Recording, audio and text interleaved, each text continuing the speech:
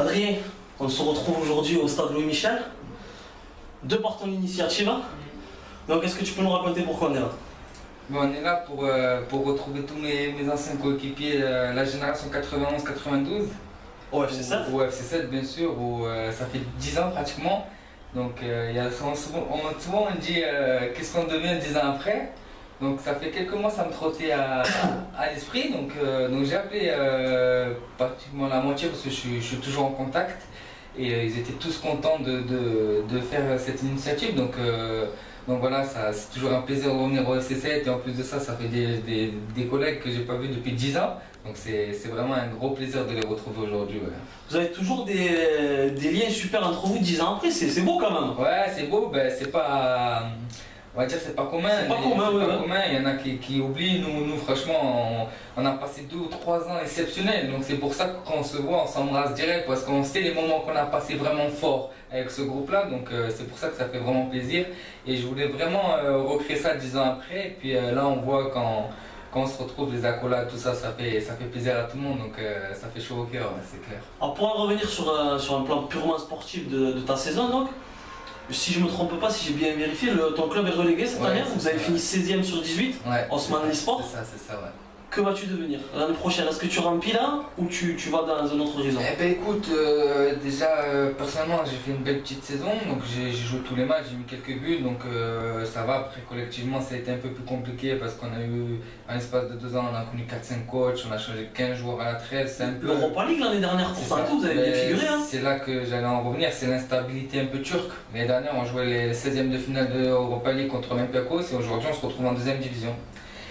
C'est malheureux, mais c'est le football, c'est un peu comme ça que ça se passe un peu là-bas, c'est un peu instable, mais bon, je me sens très bien en Turquie et je compte y rester. Après, il me reste 1 an de contrat. Le président, il a dit qu'il voulait remonter de suite, qu'il voulait faire une grosse équipe et qu'il voulait laisser partir personne, donc ça va être compliqué, mais on va essayer de voir. Donc tu restes a priori? Pour le moment, je reste, je suis encore 1 an de contrat, c'est la phrase basique, je le sais. Moi, personnellement, je vais tout faire pour partir, on va pas se mentir, il y a eu quelques contacts avec quelques clubs. Donc je compte rester en Turquie, mais si le président il me dit Adri, tu peux rien faire, tu restes, ben, je vais rester. Hein. On est descendu en Ligue 2, donc je vais tout faire pour remonter, pour moi et toute l'équipe bien sûr, remonter l'équipe en première division, mais il me reste 1 an de contrat. Donc c'est vrai que cette situation est un peu compliquée, mais sinon personnellement je me sens très bien en Turquie et je compte y rester là-bas. Alors pour préparer l'interview, je me suis un peu plus documenté sur le championnat turc. C'est un championnat qui est assez décrié, pourtant qui est avec une extrême passion. Et il y a quand même de sacrés joueurs dans le championnat turc. Il y a Bafé Gomis qui a fini meilleur buteur avec 29 buts. Oui, c'est ça, ouais. Tu as Samuel Eto'o, tu as Emmanuel Adebayor, tu as Mathieu Valbuena, tu as Emre Belözoğlu qui est encore là. Ouais, qui est à Başakşehir. Parmi tous ces joueurs, lequel t'a le plus impressionné? Sincèrement, il y a des gros joueurs. Il y a Pépé, Beşiktaş. Il y a Pépé, Beşiktaş, il y a Quaresma, il y a du monde. Hein. Dans chaque club, il y a des joueurs, même dans les petits clubs. Hein, tu regardes dans les petits clubs, soi-disant petits, il y a des joueurs qui ont joué toute une carrière en Ligue 1. Pardon, excuse-moi, qui ont vraiment une grosse carrière. Donc pour moi, le joueur qui m'a le plus impressionné, qui a le plus de potentiel, c'est Talisca. Je sais pas si ça te dit quelque chose. C'est un Brésilien qui est prêté par Benfica. Il joue numéro 10 à Beşiktaş. C'est un super joueur. Après, bien évidemment, il y a Quaresma. Après, il y a Gomis qui a fait une belle saison, très belle même. Il y a Younes Belhanda, Feghouli. Ils ont fait une belle saison à champion. Après, à Başakşehir, bien évidemment, il y a Adebayor, Clichy, tout ça. Il y a des bons joueurs. Fenerbahçe, il y a Valbuena.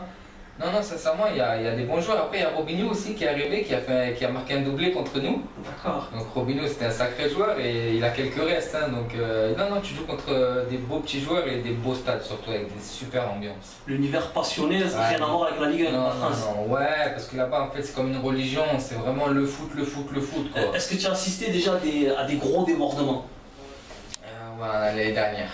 L'année dernière, c'est on va jouer dans un petit club qui s'appelait Adanaspor. Ouais. Et si on gagnait, en fait, ils étaient relégués. Et c'est un tout petit stade, mais vraiment très chaud. Et on gagne 5-1 ou 5-2. Et vraiment, les 10-15 dernières minutes, c'était vraiment parti en sucette. Les supporters étaient jetés de tout, presque des chaises, c'était incroyable. Mais bon, ça n'arrive pas très souvent parce que la sécurité là-bas, elle est vraiment au top. Il n'y a pas de place, et avec des passes solides, c'est un peu compliqué pour entrer dans les stades. Donc sinon, non, sinon c'est la ferveur, quoi. Les supporters ils chantent de la 0 à la 90e minute et ça c'est top.